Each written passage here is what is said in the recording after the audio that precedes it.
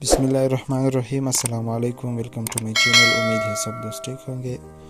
دوستو، آج منہ کی بدبو یا سانس کی بدبو کے بارے میں ایک بہت ہی زبردست نسخہ تیار کرنے جا رہے ہیں۔ منہ کی بدبو کی شکایت جو کہ آج کل بہت زیادہ ہوتی ہے، جہاں مثال دانتوں کی خرابی ہو سکتی ہے یا مسوڑوں کی خرابی ہو سکتی ہے، تو ان کے لیے لوگ طرح طرح کی ٹوتھ پیسٹ استعمال کر کے ان سے کوئی فائدہ نہیں ہوتا ہے۔